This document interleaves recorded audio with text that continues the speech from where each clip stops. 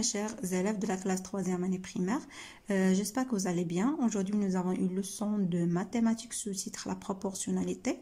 Et dans cette leçon, on va reconnaître et compléter un tableau de proportionnalité et ainsi reconnaître une situation de proportionnalité à l'aide d'un tableau ou d'un graphique. D'abord, c'est quoi le tableau de proportionnalité? Tout simplement, un tableau de proportionnalité est un tableau contenant deux listes de nombres proportionnels. Cela veut dire que les valeurs de deux listes augmentent dans les mêmes proportions. Alors, pour compléter un tableau de proportionnalité, on a besoin de trois techniques. La première technique, c'est la multiplication verticale. Donc, le principe de cette multiplication, c'est on peut multiplier par un nombre de la première liste pour obtenir les valeurs de la deuxième liste.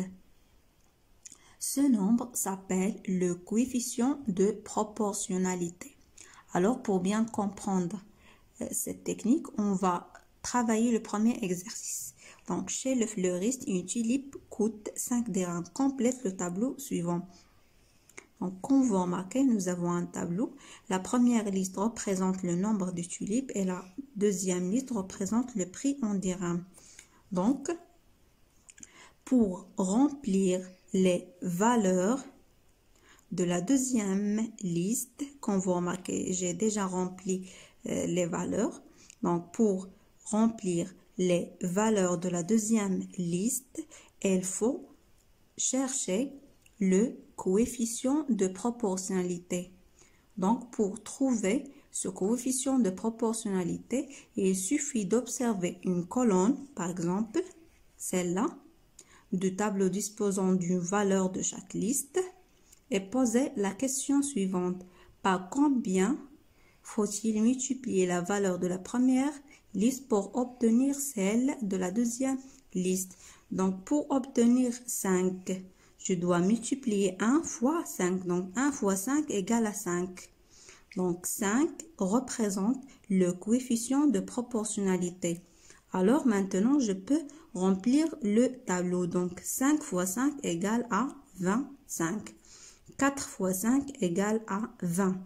Et 7 fois 5 égale à 35. Alors, voilà la technique de la multiplication verticale. Comme vous remarquez, on a terminé le premier exercice. Alors, on va passer au deuxième exercice. La multiplication horizontale. Voilà la multiplication verticale. Maintenant, la multiplication horizontale. Nous avons une voiture consomme 7 litres d'essence chaque 80 km. Complète le tableau suivant. Alors, c'est quoi la multiplication horizontale? Il fonctionne selon le principe suivant. On peut multiplier par un nombre comme les deux valeurs d'une colonne pour obtenir celle de la deuxième colonne. C'est-à-dire, on a ici 7. Pour obtenir 14, je dois multiplier par quoi? Par 2. Donc, 7 fois 2 égale à 14. Et comme vous remarquez, 80 aussi fois 2 égale à 160. Alors, pour obtenir 21, je multiplie 7 par combien? 7 fois 3. Donc, 7 fois 3 égale à 21. Donc, 80 fois 3. Donc, je dois multiplier 80 fois 3 égale. Donc, 80 fois 3 égale à 240. Ici, j'ai 800. Donc, 80 fois combien égale à 800? Donc, 80 fois 10 égale à 800. Donc, 7 fois 10 égale à 70. Donc, comme vous remarquez, voilà la technique de la multiplication horizontale. Alors, on a terminé le deuxième exercice. Donc, pour le troisième exercice, on a l'addition horizontale. L'addition horizontale repose le principe suivant. On peut additionner les valeurs de deux colonnes pour obtenir celle de la troisième colonne. Alors, on va appliquer cette technique pour le troisième exercice. On va lire la situation.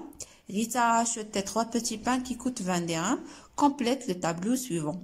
Alors, pour la première liste, nous avons le nombre de petits pains et pour la deuxième liste, nous avons le prix en dirhams. Donc, on va appliquer la technique de l'addition horizontale. Je peux additionner les deux valeurs pour obtenir celle de la troisième colonne. Donc, 3 plus 6 égale à 9. Et aussi pour la deuxième liste, nous avons 20 plus 40 égale à 60. Alors aussi, nous avons 15. C'est quoi 15? 15, c'est 6 plus 9. Donc, 6 plus 9 égale à 15.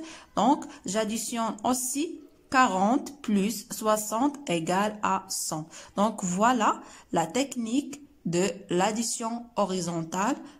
Et comme vous remarquez, on a terminé le troisième exercice. Donc, pour le quatrième exercice, je complète le graphique suivant à l'aide du tableau du premier exercice. Voilà le graphique. Sur l'axe vertical, c'est l'axe des ordonnées, représente le prix en dirhams. Et l'axe horizontal, c'est l'axe des abscisses, représente le nombre de tulipes. Et voilà le tableau du premier exercice. Nous avons le nombre de tulipes et le prix en dirhams. Donc, chaque tulipe coûte 5 dirhams. Donc, je dois représenter ces informations sur le graphique. Donc, chaque tulipe coûte 5 dirhams. Pour 4 tulipes, il coûte 20 dirhams. Donc, j'écris un point ici. Donc, pour 5 tulipes, il coûte 25 dirhams, comme vous remarquez. Et pour la dernière, cette tulipe coûte 35 dirhams. Après, je relie ces points-là. Alors, comme vous remarquez, quand je relie les points, j'ai obtenu une droite passante par le point O. Je peux dire que ce graphique représente une situation de proportionnalité. Alors, on a terminé tous les exercices concernant la leçon, la proportionnalité. J'espère que vous avez bien compris la leçon et merci de votre attention, mes chers élèves.